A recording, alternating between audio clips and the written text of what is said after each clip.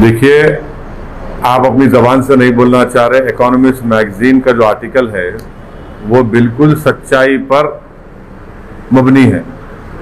Economist magazine ने ये लिखा है कि जो भी डेथ कोविड से हुई है उसको 6 टाइम्स मल्टीप्लाई कर लीजिए, और उसके जवाब में मिनिस्ट्री ऑफ हेल्थ का रिबटल ये आ रहा है कि वो जो इकोनॉमिस्ट मैगजीन ने जो मॉडल लिखा है जिसमें करीब 20 लाख के करीब लोगों की मौत सेकेंड वेव में हुई है, तो हेल्थ मिनिस्ट्री कहती है कि वो स्पेकुलेटिव है, मिस इन्फॉर्म्ड है।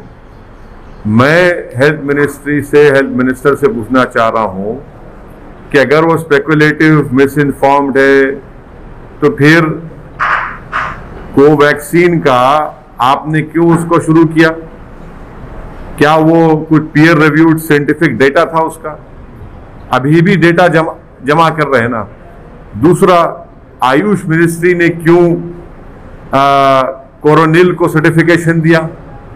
क्या उसका भी कुछ इफेक्टिव डेटा था आपके पास?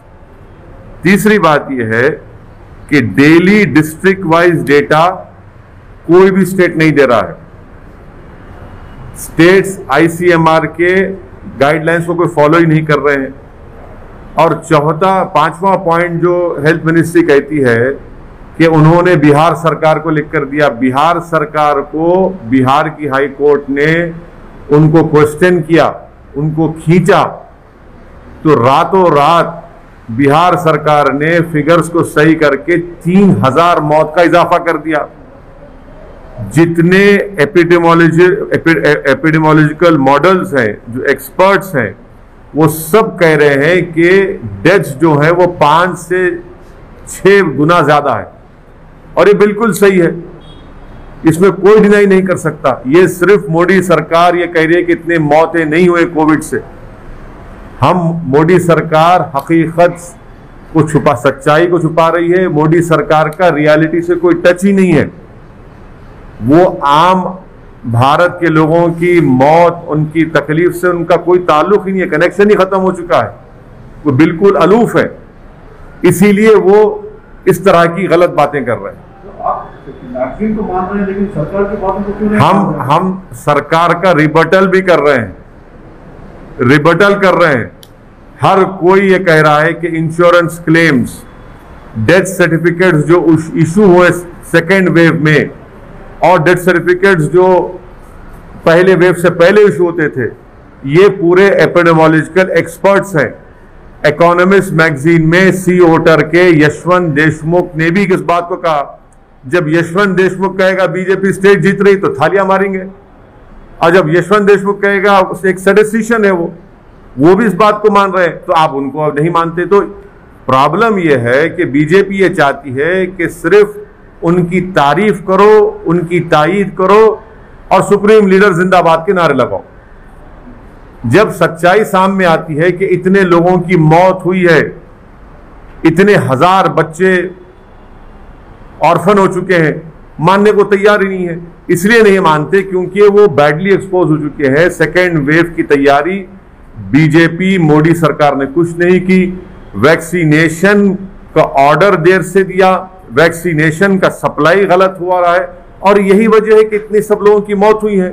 तो इसलिए बीजेपी अपनी नाकामियों को छुपाने के लिए इस सच्चाई के फिगर्स को नहीं मानती है। तो आप वैक्सीन का सवाल क्यों उठा रहे हैं? देखिए, अगर आप उनका जवाब पढ़ेंगे हेल्थ मिनिस्ट्री का, इकोनॉमिस्ट मैगजीन के रिबटल में हेल्थ मिनिस्ट्री ने कहा कि वो स्पेकुलेटिव है, मिस इन्फॉर्म्ड है और साइंटिफिक डेटा को फॉलो नहीं किया। तो मैं उनके जवाब में कह रहा हूं कि कोवैक्सीन को भी आपने 3rd ट्रायल का कंसेंट लिया ना जनता से, तो क्या आपके पास डेटा था? फिर मैंने कहा है कि कोरोनिल ये बाबा की है, आयुष मिनिस्ट्री सर्टिफाई करा, क्या उसका डेटा था आपके? ने सर, आप एक तरफ कह रहे हैं बीजेपी को घेर रहे हैं, लेकिन इन सबके बावजूद आप देखिए बीजेपी और एनडीए पूरे देश भर में स्ट्रांग हो रही है। अच्छा, तेलंगाना में एक स्ट्रॉन्ग ओह। ज्वाइन कर लिए। बिहार में देखिए, मैं लास्ट जो सुना था कि अकाली दल बीजेपी को छोड़ दी, सब पार्टियां इनको छोड़ रहे हैं, और खुद बिहार में उनकी जो एक सहयोगी पार्टी थी उनके खिलाफ लड़ा। लोगों की लाशों के मीनार लग रहे हैं, गंगा में लाशें बह रही हैं, जमीन से लाशें निकल रही हैं, और आप कह रहे हैं कि मजबूत हो रहे हैं। गरीब भारत का मर रहा है, और एनडीए अगर मजबूत हो रही है गरीब के मरने पर, तो फिर इस मजबूती का क्या फायदा मेरे भाई? जब गरीब को दवा नहीं मिलती है, गरीब बेरोजगार हो चुका है, खाने को खाना नहीं है, करोड़ों लोग बेरोजगार हो चुके हैं, और इनकी तबाही और बर्बादी पर अगर एनडीए मजबूत हो रही है तो फिर इसको मजबूती कहेंगे आप? सर ऐसा तो नहीं है कि अभी केंद्र सरकार ने हाल ही में प्रधानमंत्री मोदी ने कहा है कि वैक्सीन फ्री में देंगे। हाँ, तो कर ही रहे ना सर। वैक्सीन फ्री में देंगे। कब देंगे? हम खाक हो जाएंगे तुमको खबर होने तक। हम खाक हो जाएंगे मोदी जी को खबर होने तक। कितने वैक्सीन आप देंगे जुलाई में? जुलाई में फ्रंट लाइन वर्कर्स को, स्टाफ को, और ओवर 45 जो एज के लोग हैं उनको 30 करोड़ वैक्सीन होना। आपने सुप्रीम कोर्ट को जो 9 मई को एफिडेविट दिया उसमें कह रहे हैं कि जुलाई में मोदी सरकार 13 करोड़ 20 लाख वैक्सीन देगी। अब ये एडिशनल 17 करोड़ क्या मोदी जी मैजिशियन है? ठीक है, आप लोगों की नजर में वो बहुत बड़े गॉड भी हो सकते हैं, मगर वैक्सीन बनाने के लिए तो 3 महीने लगेंगे ना। आम फाट करने से तो नहीं आ जाएगा ना। ये वैक्सीन ऐसा है, आप भक्तों के लिए कह रहा हूं कि टोपी से खरगोश निकालना आसान है, टोपी से फूल बनाना आसान है, मगर टोपी से ये नहीं निकलता वैक्सीन। वैक्सीन के लिए साइंटिस्ट को फैक्ट्री में बैठ के बनाना पड़ता है, उसके लिए पैसे देना पड़ता है, वो उन्होंने किया ही नहीं। तो जुलाई में ही 17 करोड़ वैक्सीन कम पड़ने वाले हैं। कहां से लाएंगे? क्या दिसंबर तक 213 करोड़ वैक्सीन आ जाएंगे? किसको बेवकूफ बना रहे हैं? सर बंगाल में भले बीजेपी सत्ता में नहीं आई, लेकिन वो उन्होंने अपनी मौजूदगी दर्ज कराई और स्ट्रॉन्ग अपोजिशन बन गया है। तो अब क्या लग रहा है तेलंगाना में जिस तरह से बीजेपी ज्वाइनिंग करा रही है यहाँ के मजबूत ओबीसी लीडर को, तो तेलंगाना में भी आपको लगता है कि मजबूत वो भी बीजेपी है उस तरह से? देखिए, ये नागार्जुना सागर का एक बाई इलेक्शन हुआ था ना, जमानत भी नहीं बचा पाए बीजेपी के लोग। हैदराबाद रंगारेड्डी महबूब नगर का एमएलसी का इलेक्शन हुआ, हार गई बीजेपी। नलगुंडा वरंगल खम्मम का एमएलसी इलेक्शन हुआ ग्रेजुएट्स का, बीजेपी का 4थे नंबर पे चले गई।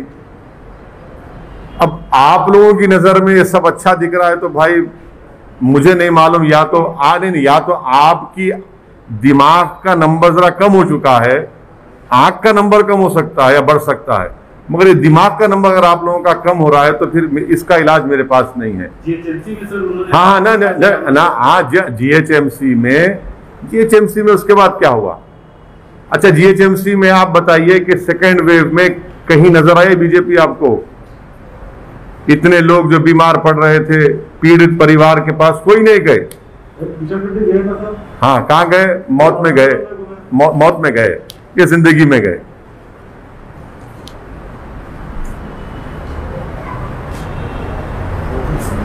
हो गया, चलिए।